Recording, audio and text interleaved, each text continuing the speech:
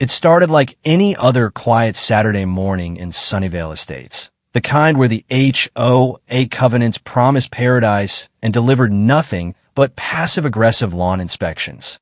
Mark had already left for one of his endless board strategy sessions, and Alex was upstairs probably wiring another gadget that would one day either save the world or short-circuit the entire cul-de-sac. I figured today was finally the day I'd tackle Mark's home office, the room he always kept locked with that smug little work stuff, babe, nothing you'd understand smile. The clutter was driving me insane. Coffee-stained HOA meeting minutes, unopened violation notices addressed to me, and snack wrappers shaped like guilt. I started with the desk, sorting through the usual bureaucratic nonsense. That's when I hit the bottom drawer, the one he never let me near. Under a stack of fake expense reports and a stapler that looked like it had seen better decades, there was a glossy red envelope that screamed guilty pleasure. Not the cheap manila kind the HOA used for fines. Thick, expensive, out of place. Something in my gut whispered, don't open it, but my hands didn't listen.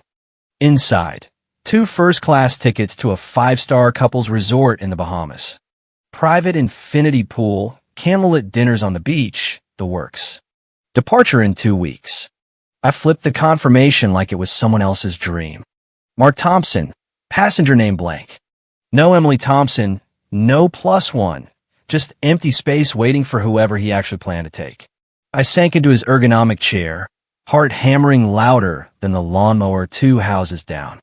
For one delusional second, I told myself, maybe it was a surprise. Maybe he just hadn't typed my name yet. Footsteps creaked outside the office. Alex poked his head in, tablet glued to his chest like always. Hey Mom, you okay? I flipped the tickets face down so fast, I nearly tore them. Yes, sweetie. Just cleaning. His eyes zeroed in on the red envelope anyway. Are those the Greece tickets? Wait, no, Bahamas this time. I froze. What did you just say? He pointed casually. I saw those last week. They're for Dad and Aunt Karen, right? The HOA lady. My mouth went dry. Aunt Karen. The same woman who'd been family for years. The one who patrolled our street in her pastel blazer, like she owned the oxygen. I stared at my son. How do you know that? Alex shrugged. No drama.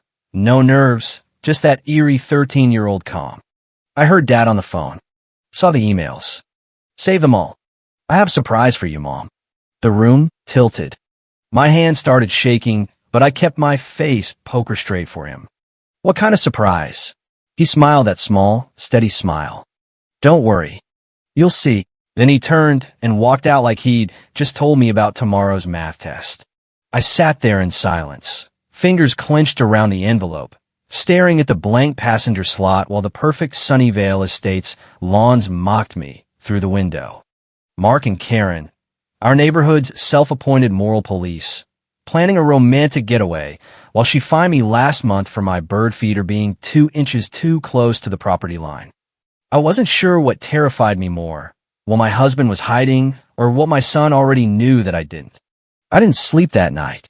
Every time I closed my eyes, I saw that red envelope, the blank name, and Alex's too calm face. Mark snored peacefully beside me, completely unaware that his little kingdom of lies was already cracking. The next morning, I made pancakes like always. Mark kissed my cheek, humming about important board votes, and left early. Once the door clicked shut, I called Alex down. He appeared in pajamas, tablet in hand, munching a pancake like we were discussing homework. I pushed my plate away. Yesterday what you said about the tickets? And Aunt Karen. He didn't flinch. Yeah, I knew you'd want to know. He leaned back like he'd rehearsed this. Dad's been weird for months, smiling at his phone. Karen coming over when you're at the store. I didn't like it. So I started paying attention. His voice never wavered. I saw a text once. Can't wait to have you all to myself in the Bahamas. Remembered it because we did that Caribbean report in school. I blinked hard. You read their messages? He nodded. Only when I knew it wasn't a mistake. She hugs him too long. Once I walked in and they were on the couch way too close. I clenched my jaw. Why didn't you tell me sooner? Alex looked down for the first time. I didn't want to hurt you until I was sure. So I started saving everything, just in case. My chest tightened. My baby boy had been carrying this alone while I was busy dodging Karen's clipboard crusades. What do you mean, saving everything? He glanced at his tablet. I'll show you when you're ready. It's a lot, but I promise it'll make everything make sense. Something in his tone sent ice down my spine. He wasn't spying for fun. He was protecting me. I took his hand. You've been really brave. I'm proud of you. He looked surprised. You're not mad? I shook my head. Hurt, but not at you. He stood up. I'm getting everything ready. When it's time, I'll tell you. But promise me one thing. Don't do anything until you've seen it all. I hesitated, then nodded. I promise. He left, and I sat in my perfect kitchen, realizing the person who'd seen the truth longest wasn't me. It was my son. 2 days crawled by. I smiled at Karen when she just happened to drop by with her weekly violation list. My roses were too vibrant for the approved palette. I nodded politely while inside I was screaming. Alex finally came downstairs after dinner, tablet, and a tiny black device the size of gum pack. Mom, garage. My heart thudded. The garage was dim, Mark's car sitting there like a sleeping traitor. Alex pulled the little gadget from under the dashboard. Motion activated. Installed it myself. YouTube. That was my kid. Quiet, brilliant, braver than both adults in this house. He plugged it in. Just watch. The screen flickered. Mark sliding into the driver's seat after a fake site inspection. Passenger door opens. Karen climbs in, laughing, tossing her perfectly highlighted hair. No stiff HOA president act. She leans over, touches his arm, then kisses him. Not a peck. Long practice, disgusting. My hand flew to my mouth, but no tears came. Just cold fury. The clip kept rolling. Them giggling like teenagers, her head on his shoulder, him kissing her hair. Alex paused it. I didn't want to believe it either. They weren't even hiding it anymore. Another clip, daylight gas station. Karen handing him something, kissing him right out in the open. I whispered, stop, but my voice barely worked. The garage fridge hummed in the silence. I'm sorry, Mom, Alex said softly. I shook my head. You didn't do anything wrong. They did. He looked unsure. That's not the full surprise yet. There's more. Once you see it, you'll know exactly what to do. After those videos, something inside me snapped quietly. I stopped pretending. Every time Karen called me sis, at neighborhood barbecues it tasted like poison. For years Mark had sworn she was an old family friend from college, practically an aunt. I'd welcomed her, baked for her, trusted her with Alex. Now every memory curdled. The next morning after Mark left, I dragged out the old photo box. Wedding pictures, holidays, Karen always smiling in the background like she belonged. I picked up our anniversary shot, Mark between me and Karen, arms around both. Alex walked in. That photo always looked weird to me. She's at everything, but never in any pictures before you met Dad. He was right. We hit Mark's social media. Reverse image search on the oldest college reunion photo. Stock image from a website selling picnic tables. I felt sick. He faked the whole story. Alex just waited while I breathed through it. We kept digging. Old receipts, hotel bookings always for two, always on weekends Mark claimed were HOA conferences. One was the weekend of my birthday 2 years ago. Alex squeezed my hand. We're getting closer, Mom. I told you I'd help you figure it all out. That night he disappeared into the garage again, coming back with grease on his hands and that same determined glint. When I asked what he was building, he just said, you'll see soon. It's almost ready. I lay awake feeling something colder than hurt. Cold, sharp, and ready. Mark thought he'd covered every trail. Karen thought her clipboard made her untouchable. They never counted on a 13-year-old with a tablet and zero tolerance for bullshit. The next morning, Alex woke me early, GPS tracker in his palm. Put it under Dad's car last night. Sync to my tablet. We'll know exactly where he goes today. I didn't even ask how he got it. By now, nothing surprised me. Mark came downstairs in his navy blazer, humming, Kiss My Cheek. Board meeting might run late tonight, babe. I smiled back, brushing imaginary lint off his sleeve. Take all the time you need. The second his taillights disappeared, Alex opened the tablet. A blinking dot appeared. We waited. Hours dragged. Every time the dot moved, my stomach flipped. At 7:15 p.m., it stopped. Rosewood Garden Inn, boutique, expensive, discreet. The kind of place where HOA presidents and their secret boyfriends could pretend the neighborhood rules didn't exist. Alex and I looked at each other. Let's go. We parked a block away, engine off, windows up. Warm yellow lights glowed behind ivy-covered brick. An hour later, the doors opened, and there they were. Mark with his hand on the small of Karen's back, her laughing, flipping her hair like a teenager on prom night. He leaned in and kissed her right there on the sidewalk. The kind of kiss that said, "I belong to you." Alex silently raised his phone and hit record. Steady. No zoom. Just cold documentation. They disappeared into the parking garage, still laughing. I sat frozen. "Mom," Alex said gently, "we got what we needed." But I wasn't done. Not even close. As we drove home, he turned to me. "One more part to the surprise. But you have to wait until your birthday." "My birthday?" He nodded. "You'll understand." I trusted him completely now. The next weeks were hell dressed as suburbia. Karen suddenly discovered new violations on my property.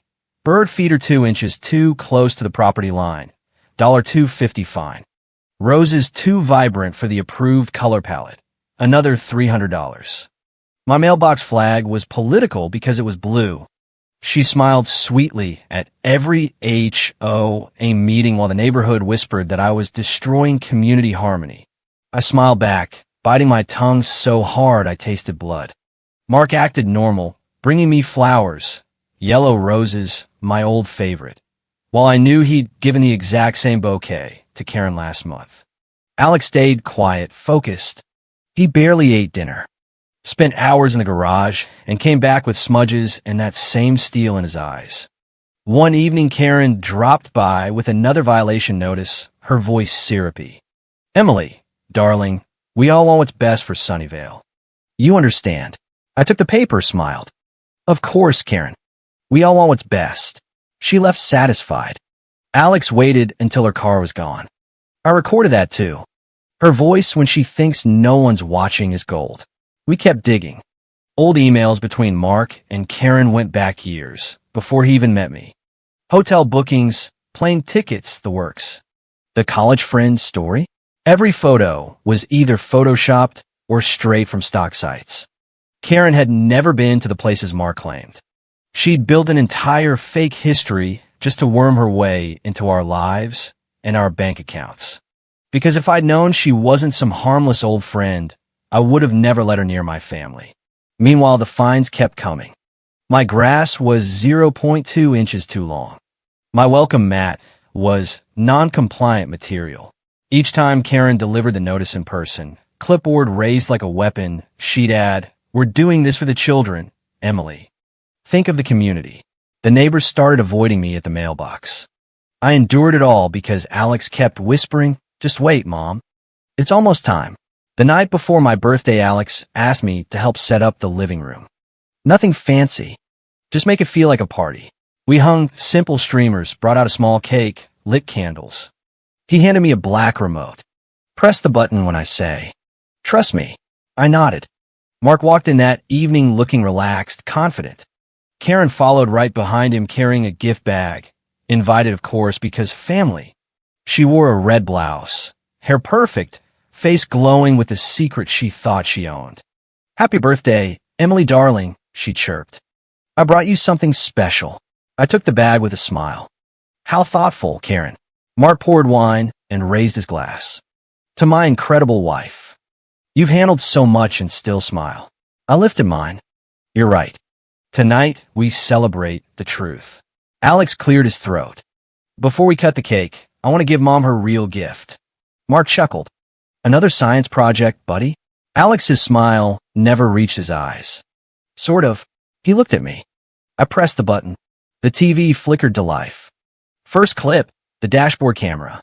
Mark and Karen in the car, laughing, kissing, her head on his shoulder. Second clip, the gas station kiss in broad daylight. Third, the Rosewood Garden in embrace. The room went graveyard silent. Mark's wine glass tilted. Karen's smile evaporated. Alex's voice cut through like a blade. You lied to both of us. And you didn't even try to hide it. Mark stepped forward. Emily, I can explain. No, I said, voice ice calm. You can't. Karen stood, flustered. This is completely inappropriate. I turned to her. Is it? You kissed my husband in our car, planned a romantic Bahamas trip on HOA money, fake being family for years. And now you want to call this inappropriate? She opened her mouth, but nothing came out. Mark tried again, but I held up a hand. Don't. Just don't. Alex walked over and stood beside me. I put my arm around him, steady and strong. The screen went dark, but the truth was already burned into the walls. Mark looked at me like he couldn't believe I'd figured it out. Karen's face twisted into something ugly. This is against HOA bylaws. You can't. Alex cut her off. Actually, Aunt Karen, the bylaws say nothing about embezzling $100,000 in dues for personal trips. He tapped the tablet again. New footage rolled. Hidden audio from HOA board meetings. Karen and Mark approving fake invoices for consulting services that went straight into her account. Voice after voice confirming the fraud. Karen's clipboard clattered to the floor. Mark's face drained of color. The neighbors I'd secretly invited, because Alex had planned every detail, stood outside the window, watching the live stream he'd set up. Phones already recording. Karen's empire of fake politeness shattered in real time. The screaming started the second the video ended. Karen lunged for the remote like she could erase the evidence with pure entitlement. This is slander. I'll have the entire board fine you into foreclosure. Her voice cracked on the word board because she finally realized half the board was watching the live stream from my driveway. Mark just stood there, mouth opening and closing like a fish that suddenly understood it was on dry land. Alex didn't raise his voice. He didn't need to.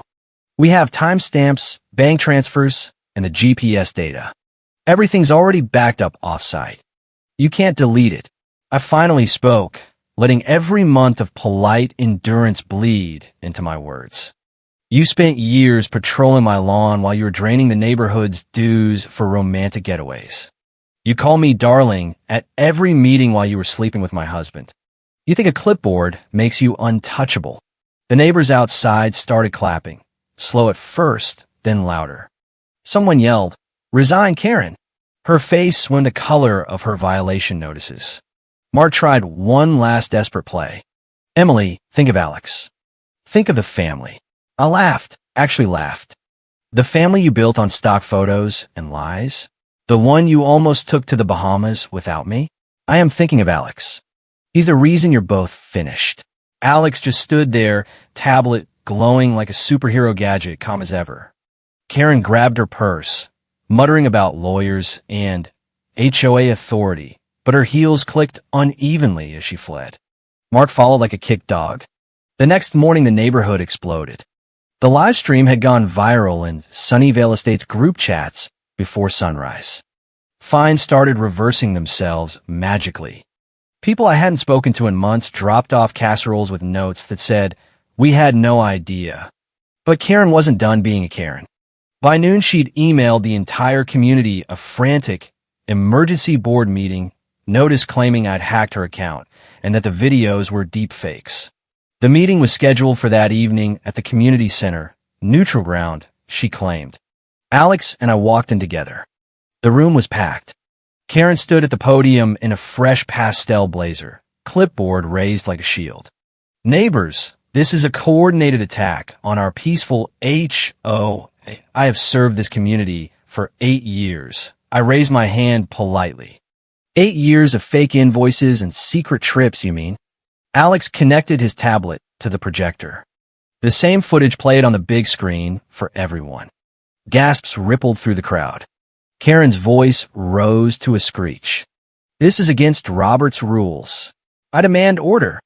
Someone in the back yelled, "Order this, Karen. You're fired." The vote was unanimous. Karen Whitaker was stripped of her presidency on the spot. Mark was removed as treasurer. The crowd cheered like it was the 4th of July. Karen stood there sputtering, mascara running, screaming about lawsuits while 2 board members physically escorted her out. Mark slunk away without looking at me. Alex and I walked out to applause. One neighbor patted my shoulder. "We owe your kid an apology." "And you." For the first time in months, I breathed without feeling the weight of invisible rules. But the real war was just starting. 2 days later, the official letters arrived. Certified mail, because Karen still had friends in low places. Defamation suit. Harassment. She was claiming the videos were fabricated and demanding I pay her legal fees plus emotional damages. Mark filed for separation first, trying to distance himself. Alex just smirked when the papers came. They think we're scared of lawyers. He'd already sent everything to a real attorney, the one who specialized in HOA fraud cases. The discovery phase was brutal for them. Bank records showed $100,000 plus funneled through fake consulting companies. Hotel receipts matched the board retreats.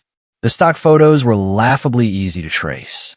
Karen's college friend's story collapsed in under an hour of deposition. She showed up in a power suit that suddenly looked cheap, trying to charm the judge the same way she'd charmed the neighborhood. "Your Honor, this is all a misunderstanding between old friends." My lawyer played the car kiss video again. The judge didn't smile. Outside the courthouse, Karen cornered me once, voice low and venomous. "You think you've won? I'll make sure every HOA in the state blacklists you." I leaned in close enough that only she could hear. "You already did your worst with a clipboard. My son did his best with the truth. Guess which one actually worked?" She recoiled like I'd slapped her. Alex waited on the steps, tablet still in hand, ready for whatever came next. The civil suit dragged, but the criminal investigation moved faster. HOA fraud, identity deception, financial abuse. The district attorney loved the live stream, said it saved months of legwork. Karen's mugshot hit the local news. The pastel blazer was replaced by an orange jumpsuit for her booking photo. Mark pled down to lesser charges, but still faced restitution. The neighborhood held an emergency vote to dissolve the old board and rewrite the covenants. No more 2-inch grass measurements. No more couleur palette police. Just common sense. Through it all, Alex never gloated. He just kept building gadgets. Quiet, steady, the same kid who protected me when I couldn't see the danger. I started sleeping again. The house felt lighter without the constant threat of violation notices on the door. Mark moved out the same week the judge froze his accounts. Karen's house went up for sale after the bank liens hit. The for sale sign had a single word someone spray painted underneath. Finally. The courtroom on the day of sentencing smelled like old wood and fresh justice. Cameras weren't allowed inside, but the hallway was packed with reporters and neighbors holding signs that read, "No more Karen." I took the stand slowly. My lawyer had already laid out the spreadsheets, the timestamps, the wire transfers. The judge looked tired of rich people pretending rules didn't apply to them. "Mrs. Thompson, you may proceed with your statement." I took a deep breath and looked straight at Karen and Mark sitting side by side like the guilty couple they were. "Your Honor, I was married to Mark Thompson for 17 years. I gave him my loyalty, my time, my trust. When I chose to stay home and raise our son, we agreed it was best for the family. Instead, he used that trust to funnel neighborhood dues into secret accounts. He gave a stranger my husband's affection and our community's money. He let Karen Whitaker patrol my lawn with fines while they planned romantic getaways on everyone else's dime. She pretended to be family. She smiled at my son. She called me darling while she was destroying my life. Karen rolled her eyes theatrically. Mark stared at his hands. I continued, voice steady. "But I'm not here to cry. I'm here because of my 13-year-old son who had more courage than both of these adults combined. He saw the lies. He gathered the proof. Without Alex, I'd still be paying fines for roses that were too cheerful. He gave me back my life." My voice cracked just a little on his name. Alex sat in the front row, calm as ever. The judge nodded slowly. "Thank you, Mrs. Thompson." The sentences came swift. Karen received probation, community service, and restitution orders totaling over $120,000. The identity deception charges would push her into federal court later. Mark got the same plus loss of his treasurer license. Both were banned from ever serving on another HOA board, anywhere. The courtroom erupted in quiet applause. Karen's face collapsed into the ugly mask she'd hidden for years. She actually shouted, "This is not fair," as marshals led her away. The judge just raised an eyebrow. "Fair is what the rest of us have been living with, MS. Whitaker, you'll get used to it." I walked out into the sunlight, not as Mark's wife, but as Emily Thompson again. Alex ran up the courthouse steps and hugged me so hard I thought my ribs would crack. "Is it really over?" he asked. I looked down at him. "The worst part is over. The healing starts now." I'd already filed for divorce. The house was mine. Mark signed it over when the financial evidence hit. Karen's house sold at a loss. The new owners immediately painted the front door color she'd once fined someone for. The neighborhood held a block party the weekend after the verdict. Someone brought a giant cake that read "Goodbye, Karen" in red frosting. I laughed until I cried. Alex stood beside me eating cake like a normal kid for the first time in months. I started working again, part-time at the local library, then bookkeeping classes online.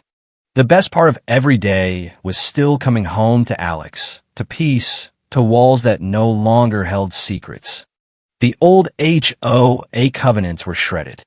New rules were simple: mow your lawn, be decent to your neighbors, and mind your own business. No clipboards required. Months later, I found the red envelope again while cleaning. I didn't open it. I just dropped in the shredder and watched the Bahamas dreams turn into confetti.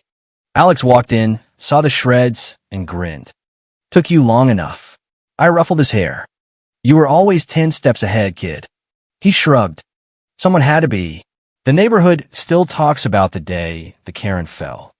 New residents get the story over backyard barbecues. How one mom and her gadget genius son took down an entire empire of fake politeness with nothing but the truth and a dashboard camera. They laugh. They shake their heads. And every single one of them keeps their grass, whatever length they damn well please. Life after Karen felt like breathing fresh air for the first time in years. The Sunnyvale Estates Facebook group, once a minefield of passive-aggressive posts about curb appeal, turned into actual neighbor conversations. People waved at me again. Kids rode bikes without fear citations. Alex went back to being a regular 13-year-old who built robots for the science fair instead of surveillance devices for his mom's marriage. I kept the dashboard camera, though, mounted it on my new car as a reminder.